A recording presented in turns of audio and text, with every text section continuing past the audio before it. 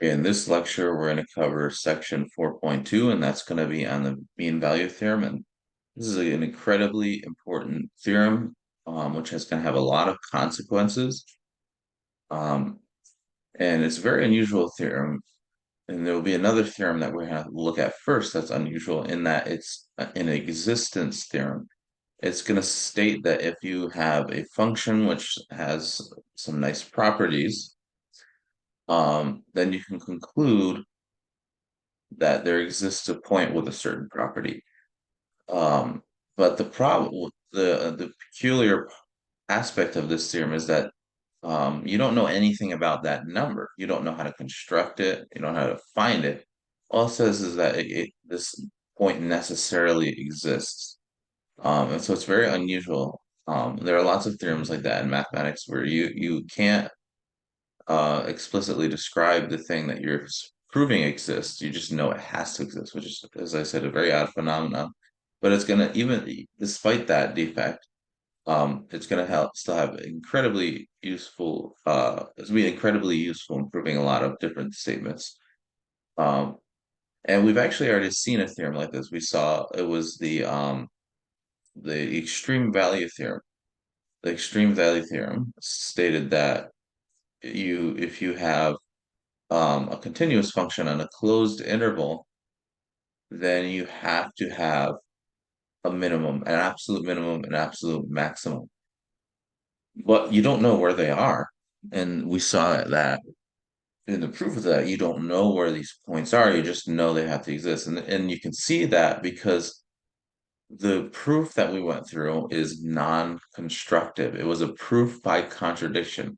It was to say that suppose there is no maximum, then if you assume you don't have a maximum, then you get this absurd conclusion, you get an absurd consequence.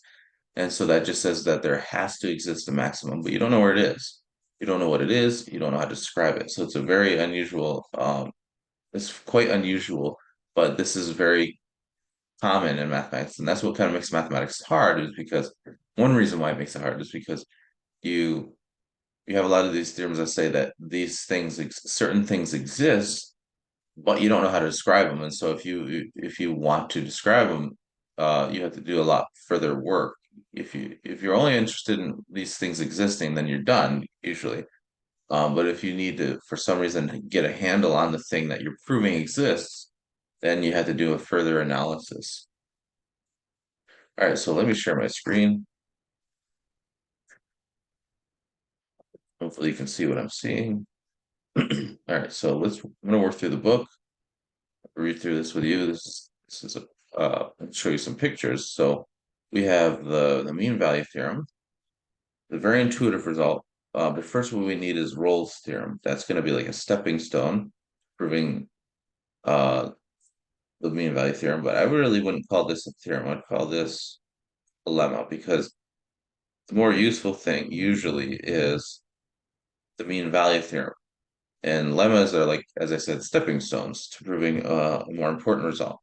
So what does Rolle's theorem say? Well, it says if you have a nice enough function, i.e., continuous on the closed interval, differentiable on the open interval, so closed, open, and if the function evaluates uh, to the same number on the endpoints, so f of a equals f of b, then necessarily, here's this existence part of this Rolle's theorem. This is going to be like the mean value theorem, where you assuming existence, um, or not assuming existence, but you're concluding existence, but you don't know anything about the point.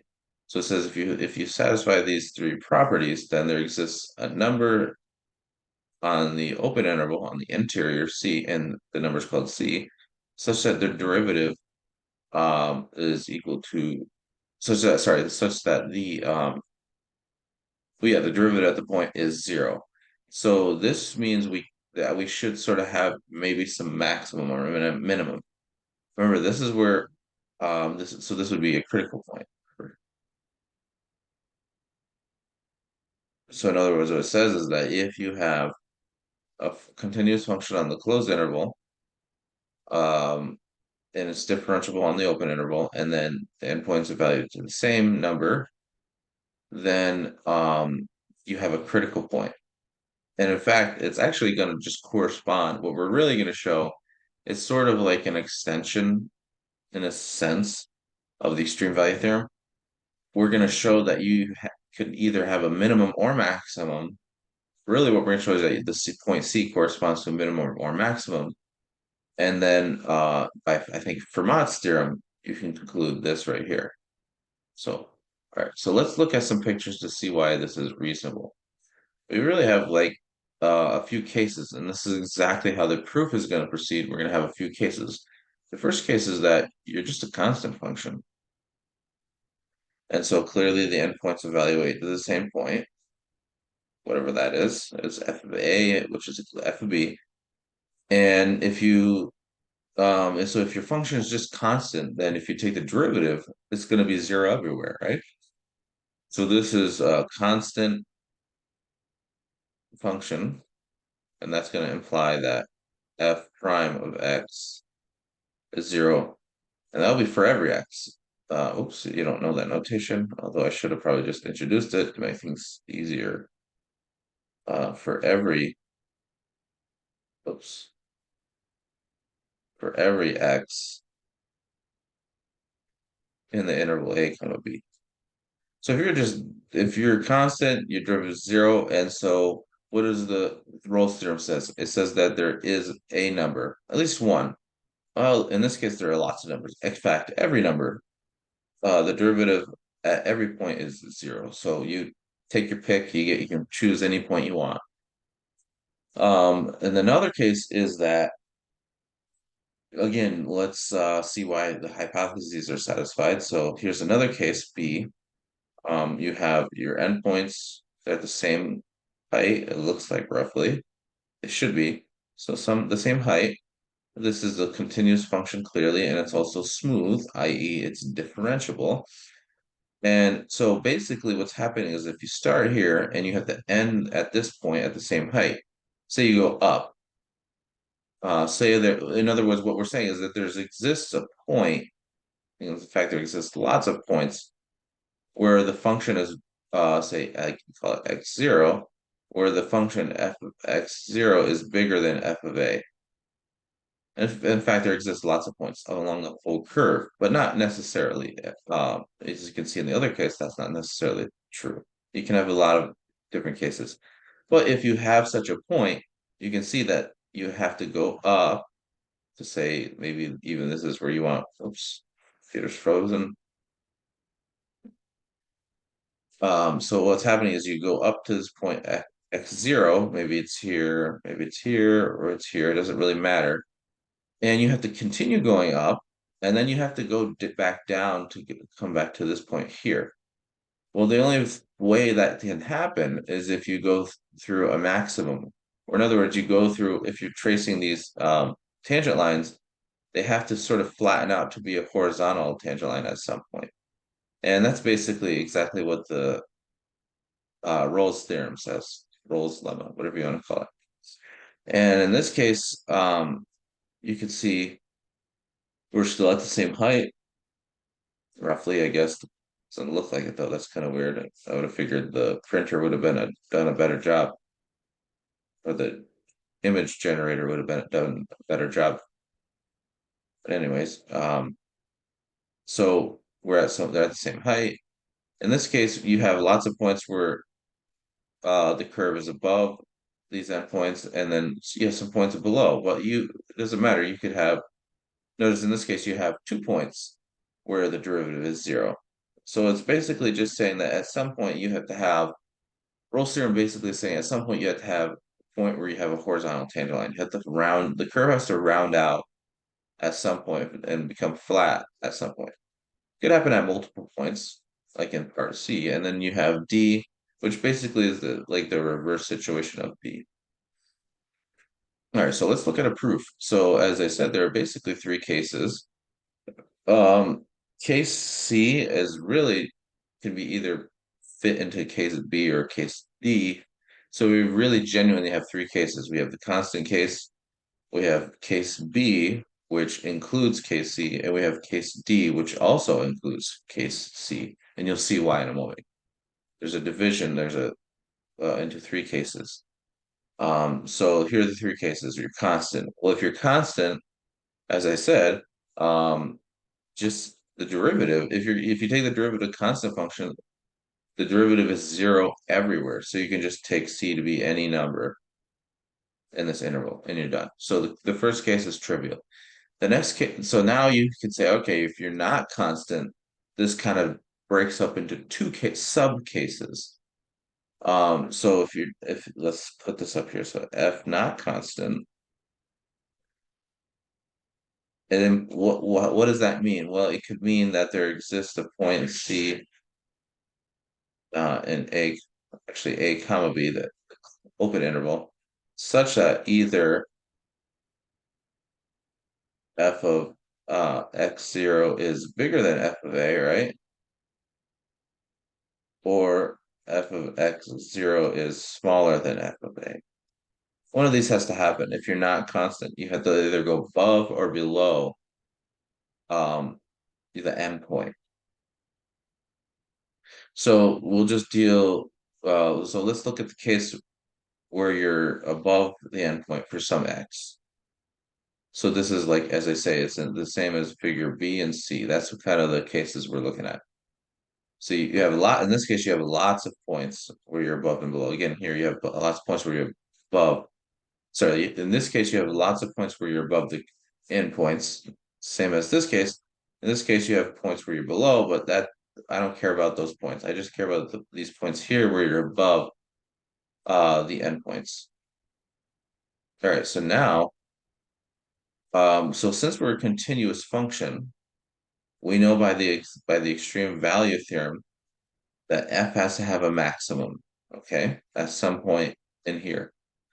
Now, we know that f of a is equal to f of b, and we are assuming we have one point where f of the function is bigger than f of a. So this point will be bigger than f of a and f of b, because f of a and f of b are equal. So what that means is if wherever you obtain the maximum, this maximum must be at some number in the open interval. It can't be at the endpoints, right? Because we're assuming our f of x for some x is bigger than f of a, and f of a is equal to f of b. So the maximum can't occur at the endpoints. Now, what that means though is then that the function has a local maximum at c, right? That's what it means to be. That's what it means to have a local maximum. Is that on some open interval, a say in this case a comma b, containing that point where you have a maximum, you if you have such a point and you have such an interval, then you are considered a local maximum. That's what it means to be a local maximum, is that you are a maximum on some interval containing the point. That's exactly what we have. So this means by Fermat's theorem that f prime of c is equal to 0. That's what we saw. We saw that if you have, let me pull that up actually. So Fermat's theorem.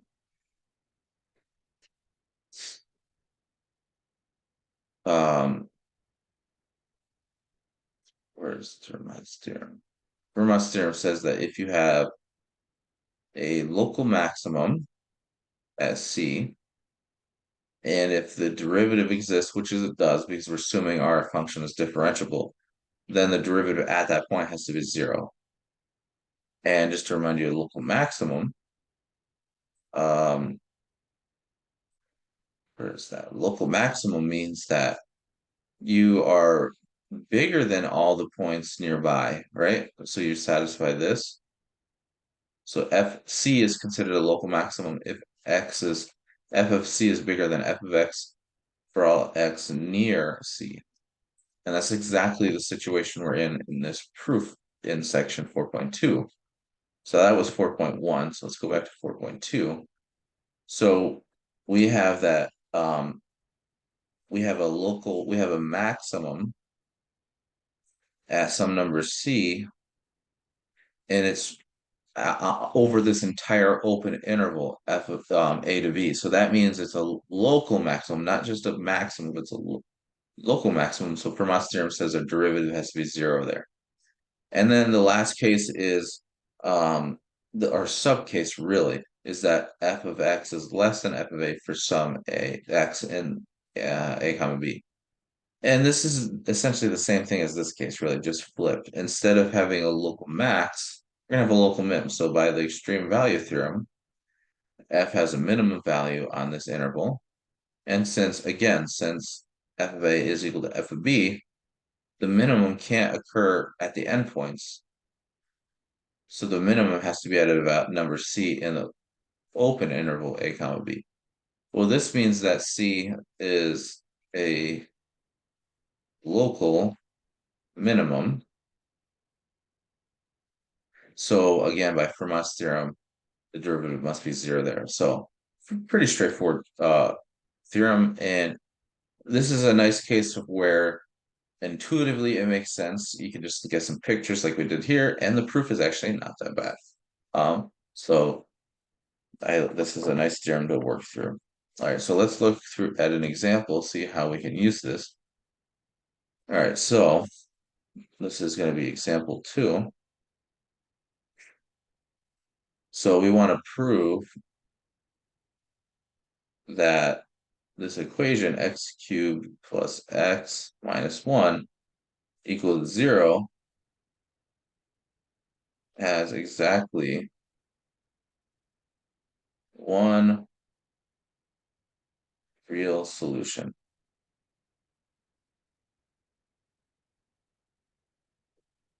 All right, so this is going to actually proceed. So let's do a proof, I guess. Say proof. This is going to be 2 steps. So first of all, we need to prove it has at least one solution. Okay. And then we're going to use the Rolle's theorem to show that it has exactly one solution. So to get a solution, we're going to use the intermediate value theorem. So we're going to say let f of x be x cubed plus x minus 1. So f is a polynomial. So that implies f is differentiable of x, and then hence continuous. If you're differentiable, yes, we proved that. If you're a differentiable function, then you're continuous. So hence it's continuous. And that's gonna be important because we want continuity to be able to use the intermediate value theorem. So first of all, we need to use the intermediate value theorem. We need to show that there exists numbers, say x0 and x1, such that f of x0 is less than 0 and f of x1 is greater than 0. And then by the intermediate value theorem, there'll have to be a point where the function just actually equals 0. So what we're going to say is no, f of, maybe you can see what that point is. No, if you just plug 0 in here, you're going to get your negative number, right? So f of 0 is going to be 0 cubed plus 0 minus 1. That's going to be -1, and that's definitely less than 0. All right, so now we just need to show that the function is bigger than 0 at some point. And that's not that hard. You just plug in 1. So you're going to get 1 cubed plus 1 minus 1 is equal to 1, and that's definitely bigger than 0. So we can say by the intermediate value theorem,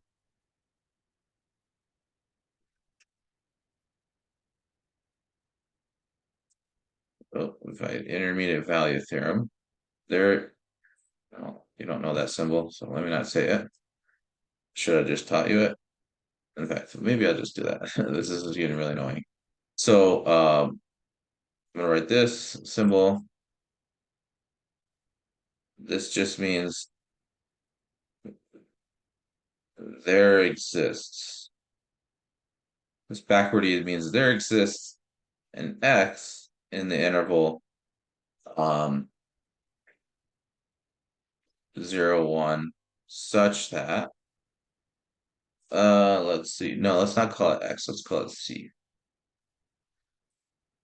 So there exists a point c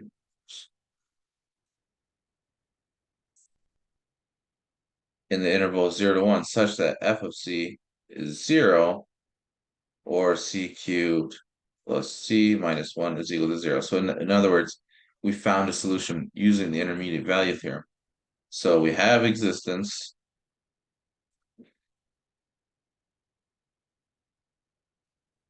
Check. Let's prove. So we have one half of the proof done. Now we just need to prove uniqueness. We need to show that this is the only solution. All right, so here's how the proof goes. That's going to be a proof by contradiction. Suppose the contrary, that there exists, I'm using this notation again, there exists, um, let's call it, so we have C, let's call it, I guess, A, such that f of A, actually, you know what, I should have called that B. I'm going to call this B. It doesn't really matter a whole lot, but I just want to call this B, actually. I could have called it A, whatever, who cares? So this is going to be B. F of B is 0. F of B cubed is minus plus B minus 1 is 0. And so now we're going to suppose the contrary. Let's suppose we have another solution. Well, having another solution is to say that F of A is 0. So what does that imply? That means that we have F of A is equal to F of B. And we can say that F is continuous on A comma B, differentiable on A comma B. So what we have is that the endpoints agree. We have that F is continuous on this interval, and that is also, I should say, and differentiable on the open interval. So all the hypotheses or conditions slash conditions of Rolle's theorem are satisfied. So let's remember what the Rolle's theorem allows us to conclude. It says, oops, this is not the book. I'll just remind you, it means if you satisfy all three of these conditions, which we do, then there has to be a point where the derivative is 0. So we can say hence, there exists a point C, so now I'm gonna use C now, between A comma B, such that f prime of C is equal to 0. Well, what is the derivative of our function? Let's remind ourselves what the function is. It's x cubed plus x minus 1. And so the derivative, f prime of x, is going to be 3x squared plus 1. So what we're saying is that f prime of c is 0. So that means we have 3 squared plus 1 is equal to 0. And that implies that c squared is equal to negative 1/3. Huh? How can that be? How can you have a number squared is equal to a negative number? This is our contradiction. This is absurd. A contradiction. So that means what we initially assumed, namely that there was another 0. So we suppose to the contrary that there was another number such that it was a root of the function or is a root or a solution to the equation. And we derived this consequence here. So because of that, our initial assumption must have been false. And that means that there is no other 0. There's exactly one 0. Hence, there can only be the one 0. Let's say one solution to the equation.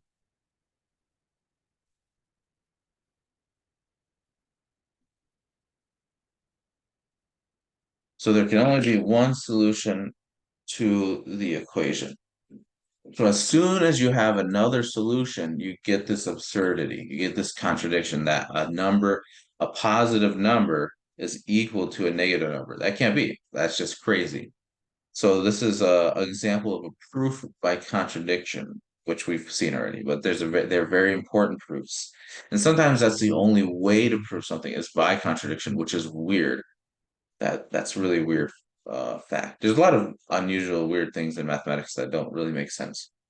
Just really they just kind of clash with your intuition. Um, and I guess that just means that you need to refine your intuition. All right, so that's that example. So let's see. So now that we have Rolle's theorem, actually, I might want to see. All right, I'm gonna actually not. I'm gonna just show you what the theorem says, and then I'll prove it in the paint document. Um, oh yeah, so here's exactly what we were saying. So if you suppose it had two solutions, A comma B, then f of A is zero, which is f of B, and so you satisfy the conditions of by Rolle's theorem, there's a number C between A and B such that f prime of C is zero. But f prime of C is 3x squared plus 1, and that's always bigger than 1. So how could this thing right here, this quantity can never be 0, right? Um, all right, anyways, so here is Rolle's theorem. All right, so now that we have Rolle's theorem out of the way, let's look at the mean value theorem. And this one's going to look a little more complicated, but it's still a pretty intuitive theorem. And I guess it was first stated by Joseph Louis Lagrange. Okay, didn't know that. I mean, I know who Lagrange is. He's a very famous mathematician. Anyways, so here's what the mean value theorem says. It says that f is a function that satisfies the following three hypotheses. Basically, it's the same thing as the Rolle's theorem, but you drop the third condition. So if you're continuous on a comma b closed interval, you're differentiable on the open interval, and that's all you're assuming. And that's actually going to be all of our functions. So mean value theorem basically applies to all the functions we're going to look at.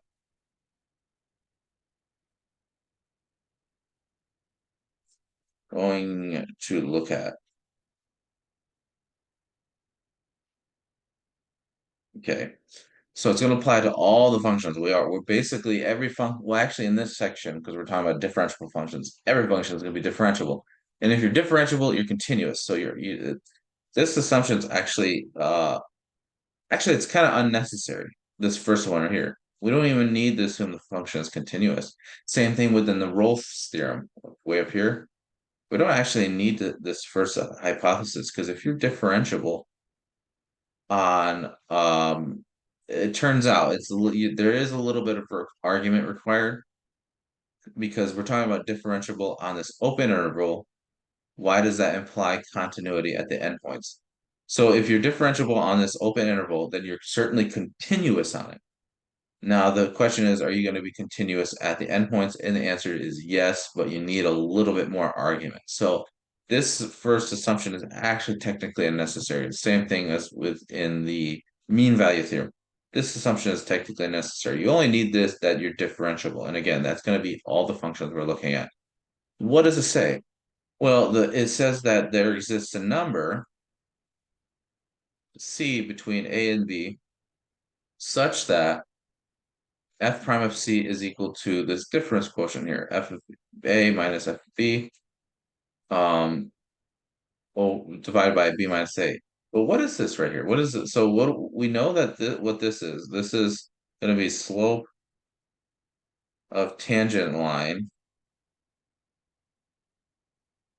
at x equals C, right? What is this right here? It's this difference quotient.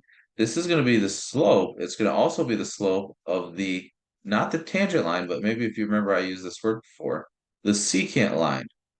It's going to be the slope of the secant line through a um comma f of a and b comma f of b. So what this says, if we're thinking about, say, suppose that f is represents position, say. So f prime is going to be right here is going to be velocity. So the derivative of position is velocity. What this says is that your instantaneous velocity is going to at some point be just equal to the average velocity. So in other words, um, if you suppose you're driving along a road and your speed might vary a little bit, but you start somewhere, you end somewhere, and it takes you a certain amount of time to get there. You can calculate your average velocity. So this is going to be your average velocity, if you can think about this. What this says is that at some point in your trip, you have to be going your average velocity. So maybe you start at 50 miles per hour and are you start at driving 50 miles per hour or whatever, and you end at driving 60 miles per hour, and maybe your average is say 55. At some point in your trip, if you drive from going from 50 to 60, you have to pass through 55 miles per hour. You have to go your average. You have to be going your average velocity at some point. So that's kind of like the physical intuition behind it. Like if you like thinking about physics and things like related to that, at some point you have to just be traveling your average velocity. But there's also a nice geometric picture associated to it. So here's a possible setup. So here's a curve. The black curve is the function f of x over the interval a to b. And so what you have is like you have this point on the curve, this point, and so you can look at the secant line, the blue curve. And it says like at some point, you can imagine like you're sliding along the curve and you can look at tangent lines. Here's a tangent line. And eventually you're gonna get to this red tangent line, and it's gonna be like perfectly parallel to the secant line. That just means that they have the same slope. And that's what this equation right here says, that the tangent line has the same slope as the secant line. So what we're saying is that the tangent line is going to be parallel. That's what it means to have the same slope, that these lines are parallel. So um so then that's exactly what you're seeing in this example. In this one, you can see that so this says that there exists at least one point, but it's possible to have multiple points, multiple tangent lines parallel to the secant line. All right, so let's prove this. And it's basically going to use, as far as I remember, um, it's going to use just Rolle's theorem, maybe. Let's see. I'm just gonna read through this quick. Yeah, I think it's just basically Rolle's theorem. All right, so let's prove this. First, I need more room.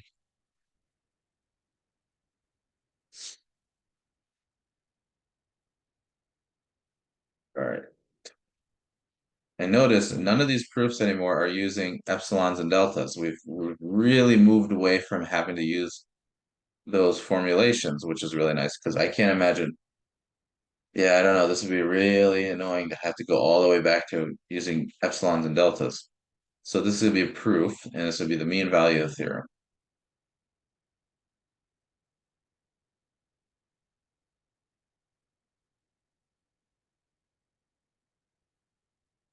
So so let's just write our assumptions down. So we're assuming f from here to here, from the closed interval a to b, the real numbers is differentiable on a comma b. And as I said, this is actually going to imply that f is continuous on the closed interval. You don't need to assume that. That's not necessary. Now what we're going to do is we're going to define a new function, okay? So it's going to seem weird, but it's going to turn out that this is going to be the right thing to do. So we're going to define h, and it's going to be defined in terms of f. So it will end up being a continuous function because it's going to be some sort of combination of continuous functions. So we're going to define at h is from going from a to b, the set a to b to the real numbers, as follows. Well, how is it defined? Well, it takes an input, and then what you do is you do f of x minus f of a, and then that's going to be minus f of, whoops, not b, a, but f of b minus f of a over b minus a times a. So why is this, and this is, no, this is continuous. Why? Let's kind of break this down. No, h is continuous. And keep in the back of your mind, we want to apply Rolle's theorem. What does Rolle's theorem say? It says that we need to have a continuous and differentiable function. And when you evaluate the function at the endpoints, they equal each other. So we're going to see that pop out when we evaluate this function right here. So it's going to turn out this is the right thing to do, even though it's kind of weird. So why is this continuous? Well, first of all, this is a constant. Continuous, constant functions are continuous. This right here is a constant also. It's a big ugly constant, but it is a constant because a and b are fixed. And then we have a constant times a continuous function. So this is continuous. And then this is continuous by assumption, right? This is just a line, so it's continuous. All right, so this is a combination of continuous functions.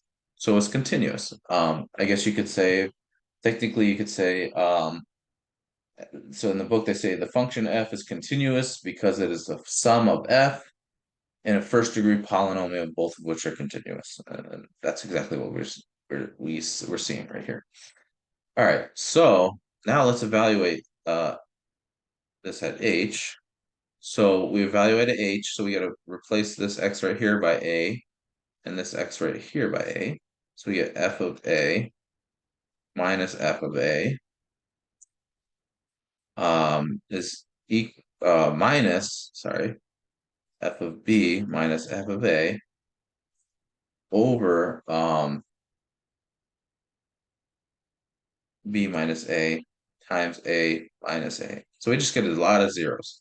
Zero everywhere. So this is going to combine to zero. This is going to be zero. So everything is zero. All right. Now, h of b, what is that?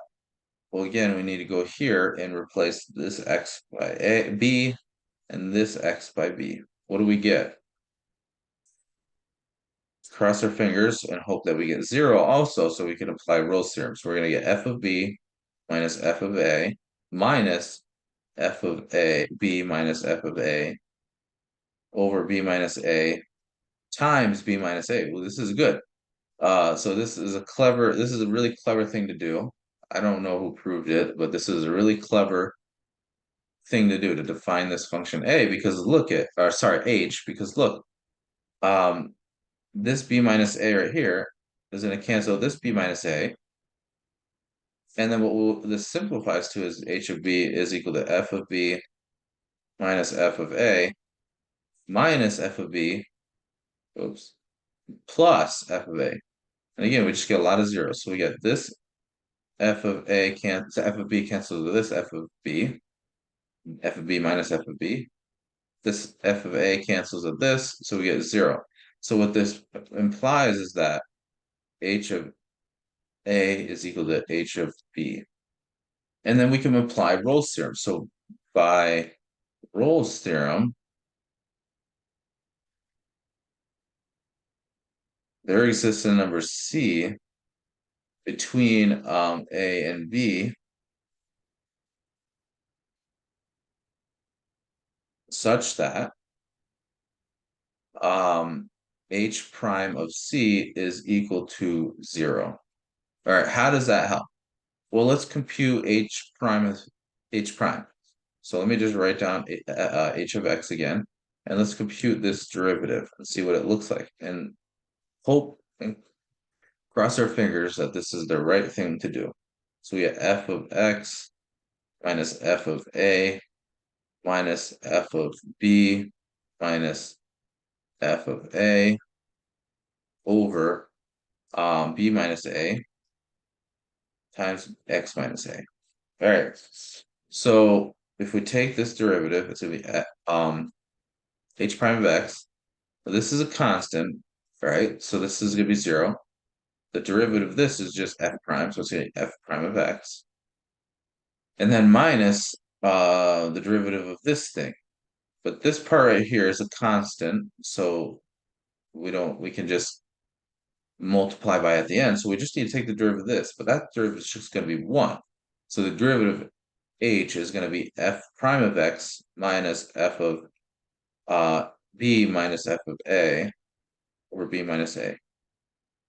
This is looking good because because h prime of c is equal to 0 is going to imply that f prime of c minus f of b minus f of a over b minus a is equal to 0. Well, this looks like we're pretty much done because we just need to solve for this right here. F prime of c is going to be equal to f of b over f of a over, sorry, f of b minus f of a over b minus a. I feel like I'm screwing up my words a lot. It's kind of early. Well, it was early when I started. When I was preparing for this, it was like 6 o'clock. So, uh, anyways, I haven't had my coffee yet. So this is exactly what we want. This conclusion is exactly what we want. We have that there is some point C such that the derivative at C is equal to this right here. That is the slope of the tangent line is equal to the slope of the secant line, which is to say that these two lines are parallel.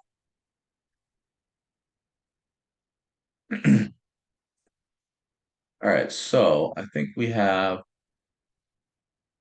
just a couple examples and then maybe a couple more proofs. Yeah.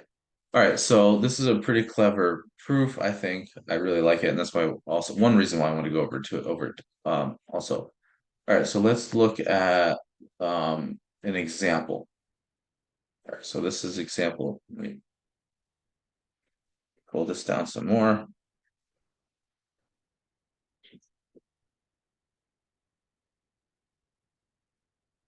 So this is example 3.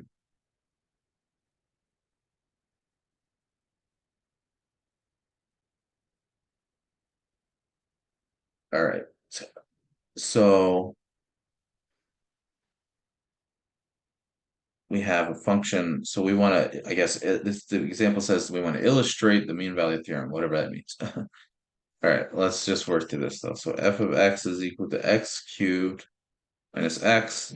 We're going to consider this on the interval 0, 2.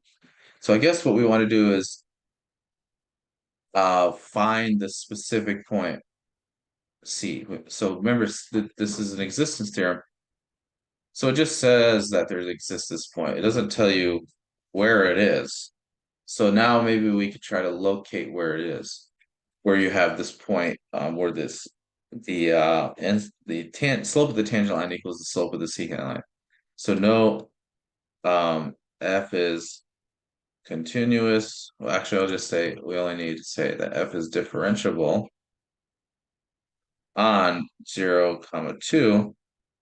So so by the mean value theorem, MVT, there exists a point C between 0 and 2 such that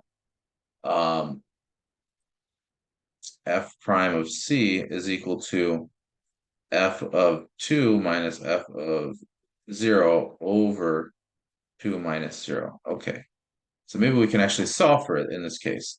So we know that it exists, and maybe we can work out what exists specifically from this situation. So we need the derivative of f of x. So that's going to be 3x squared minus 1. And so then that means, oh, sorry, that's f prime. So that implies that we have 3c squared minus 1 is equal to f of 2, which is going to be 2 cubed minus 1. See, that's what f, oh, sorry, 2 cubed minus 2, actually. 2 cubed minus 2 minus, well, if you plug 0 into here, you just get 0. Minus 0 over 2 over 2. Okay, so now we can divide this 2 into both of those 2, so we get 3 squared minus 1 is equal to 2 to the 4th minus 1. We can cancel this one with this one, so we get 3 squared is equal to 4. And then we can solve for c by dividing by 3. So we get 4 over 3. And then we can apply, we can take the square root, sorry. So we get plus or minus square root, no, we get plus or minus 2 over root 3. Now, we note that we don't want the negative root because we're talking about the interval from 0 to 2. Note, c has to be in the interval from 0 to 2. So that implies that c has to be the positive root, right? So at this point, we're gonna have a tangent line, and its slope is gonna be equal to the secant line. So there's a picture in here. I don't know how illuminating it's gonna be, but here's the picture right here. So here's a plot of this function right here. And so we're plotting the black curve is x cubed minus x. The red curve is our tangent line, and we're considering the function from 0 to 2, just on that interval. They graph it outside of that interval, but we don't care. And so we're looking at the secant line through this point and the origin. And yeah, they look pretty parallel. It looks like, I guess they're taking this c to be 2 over root 3. So that's kind of illustrating what's going on. All right, let's see. I think there's one more example. And then maybe another theorem or two.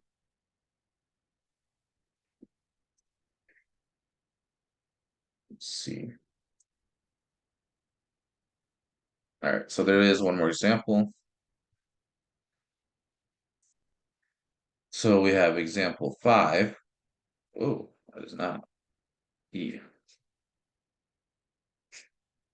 Example 5 is we're gonna suppose we have some function, and it's value when you evaluate at 0, you get -3, and that the derivative is less than or equal to 5.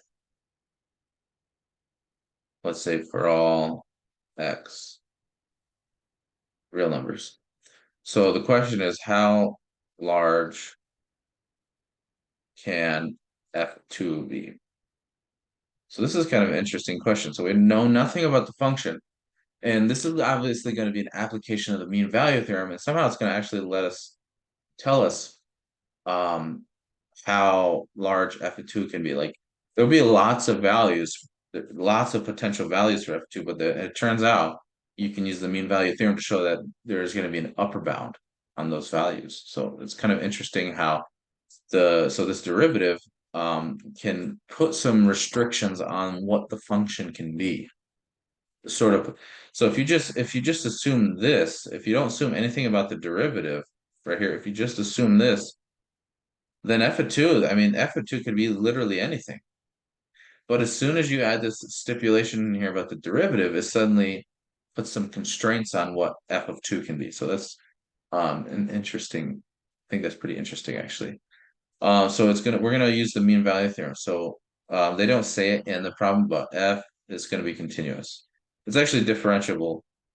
Oh, it is. Okay, it is part of it because we're assuming it's differentiable for all x and that the derivative is less than 5. So in particular, f is differentiable on the interval 0, 2 and continuous on the closed interval because it's differentiable. So what we can say is by the mean value theorem, there exists a point C between 0 and 2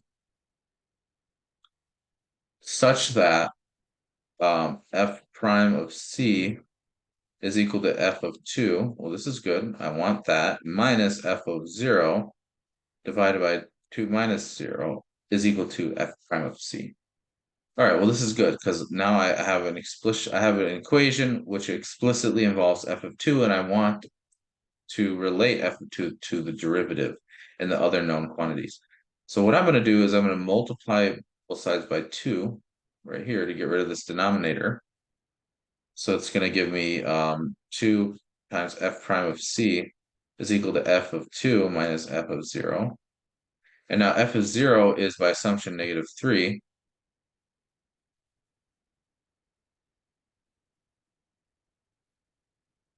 So this will be +3 there. And then I'm gonna write f of 2 is equal to, I'm gonna sorry. I'm going to like swap the equation around. So f of 2 is going to be equal to 2 times f prime of C minus 3. So I just subtracted 3 from both sides of this equation. Now we know that this is less than or equal to 5, right? By assumption. So this whole thing is less than or equal to 2 times 5 minus 3, which is 7.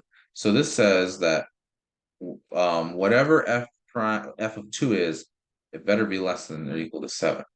And that's assuming, of course, that f of 0 is -3, and f prime of x is less than or equal to 5. So you also need that assumption. Without this assumption about the derivative, f of 2 could literally be anything. All right, so let's look at a couple more theorems. They're fairly short proofs, so let's go through those very quickly. This is an interesting theorem right here. This is actually really a theorem. This theorem 5 is a theorem about integration, really. So what this says is that if your derivative, it's sort of a converse statement. We already know the one direction is true. So what does it say? It says that if the derivative is 0 for all x in this interval, then your function better have been the constant function.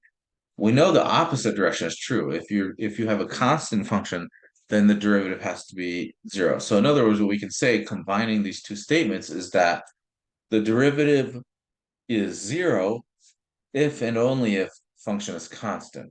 So, and it's kind of unusual that we're going to need the main value theorem to prove this because the other direction is trivial, right? If you differentiate a constant function, it's trivially 0. But this other direction, theorem 5, requires this pretty powerful theorem about the mean value theorem.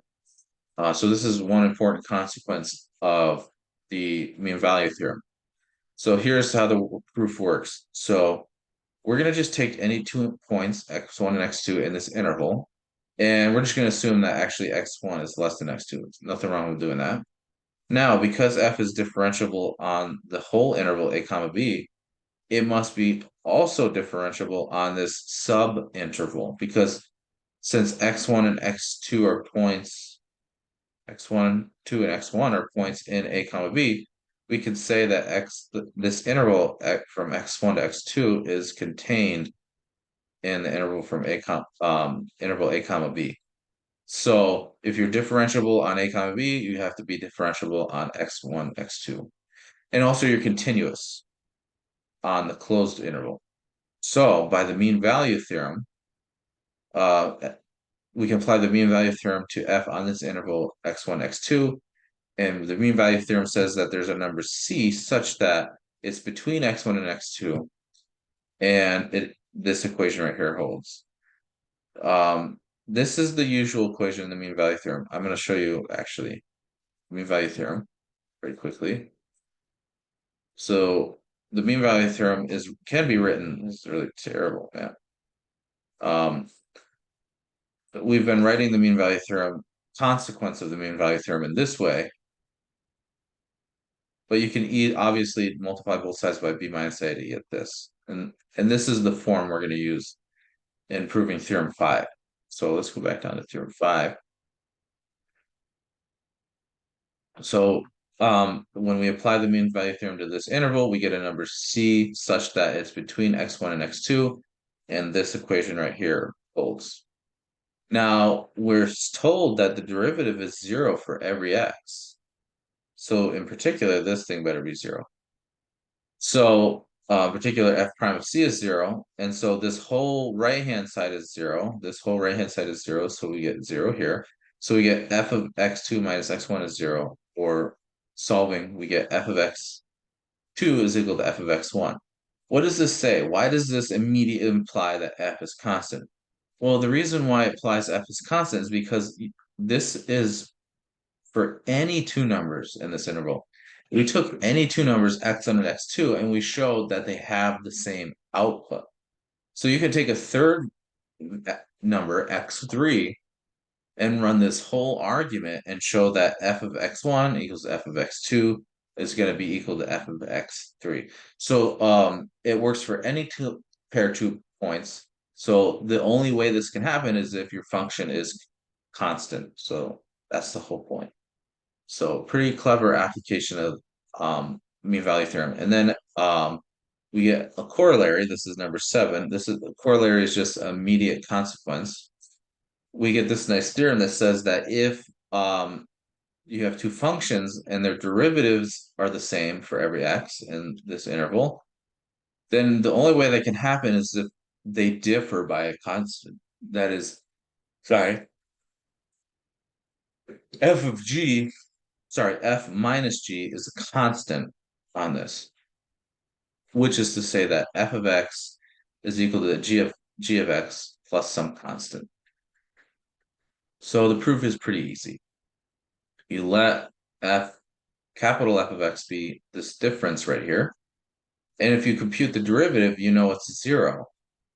So it's 0 for every x in a comma b, because you're assuming that this derivative right here is equal to this derivative right here, so their difference has to be 0.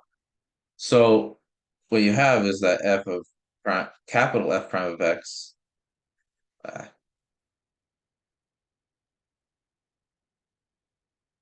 capital F prime of x is 0 for every x. Upside down a means for all, for every. I really should have just introduced this notation at the beginning. It's so much easier. So backwards e means there exists, and upside down a is for all, or every, or for everything, or for all such whatever. It doesn't matter. This is just notation used in logic. In mathematics uses logic, so we're going to use notation from logic. And it just makes writing down statements a lot easier. So it says that the derivative of capital F is 0 for every x in a comma b. So that means for all. And by this, sorry, this theorem we just proved, theorem 5, if your function is, the derivative is 0 all the time, then the function is just constant. So if f is constant, that means f minus g is constant. All right, so that's it. Pretty easy. And I think that's it. So that's what we're gonna do. There's example 6. If you're interested, I'll let you go through that. It's about proving a trig identity using calculus. This is actually a really interesting example. So as it says, I'm not going to go through it. You don't actually need calculus to prove this identity, this trig identity right here, but you can use calculus, which is pretty remarkable actually. To give instead of having to do all this really complicated, I mean, I don't even know how you prove this using trigonometry. It's probably really awful, but you can use calculus to just knock out the problem instantly. Just take a derivative, show it's 0 right here.